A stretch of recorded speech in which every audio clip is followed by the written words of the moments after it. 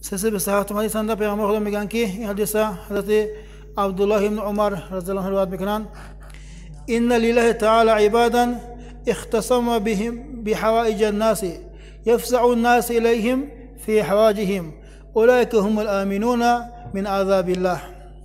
یعنی پیامبر خدا گفتن که پروردگار یک طایفه یک جماعت بنده های خلق کرده که همون بنده ها خداهاشون برای حاجت های انسان ها بخشیده کردگی، یعنی و انسان ها به دیگر انسان ها و منفعت رساندن کتی حضور میگیرن. یفزع الناس الیهم فی حواجهم، آدم ها نزد و انسان ها و وقتی حاجتشون وقتنده به ملال به غم آمده و انسان ها و حاجتشون میگویند. یعنی همون جماعی که پروردگار خاص بنده اختیار کرده است که و انسان ها خداواشون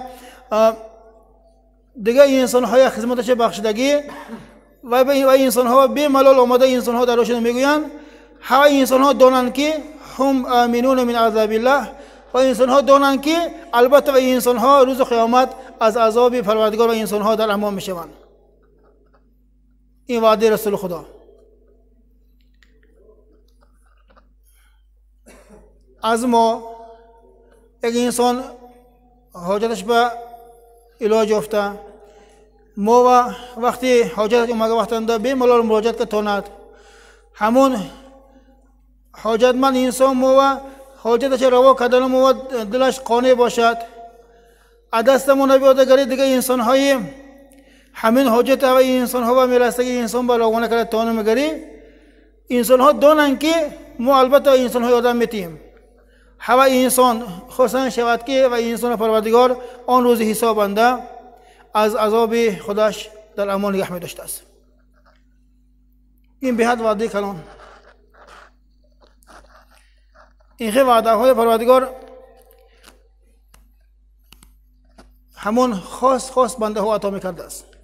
گاه از سبب کسب مویم یک انسان پیش ما آمده حاجت ضرورش که ما همون حاجت به مانده علاج های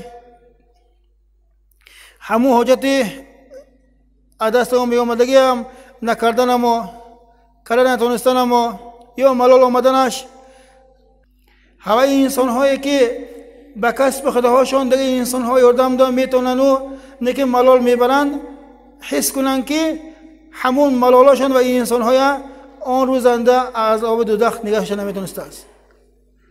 حاجت انسان و ما حاجت برای شیم ما به حاجت برای ما خدا مخلصان شیم مگری این برای ما از عذاب دوزخ آزادی بده است.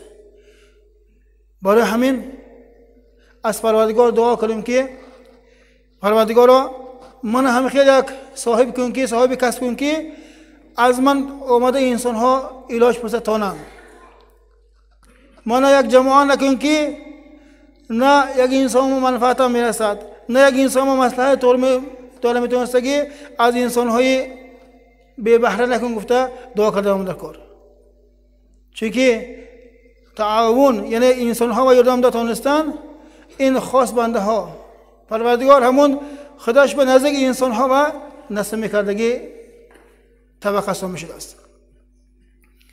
ملال آمده وقتنده همین حدیث فراموش نشود که من دستم آمدگی چیز به ملال گرفتم دانم که من خودم به مابین خودم و مابین دوزخ و پرده میشدگی یک پرده کلانه در آن پرتافتم گفته همین سخن فراموش نکند.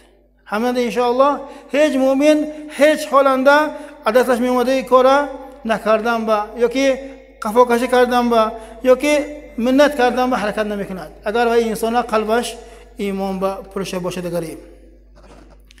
دویم حدیث هم با ماست دوم حدیث باین پروردگار یک قوم خلقت که و انسان ها به دیگه انسان ها منفعت دادن و انسان ها خرسان میشن.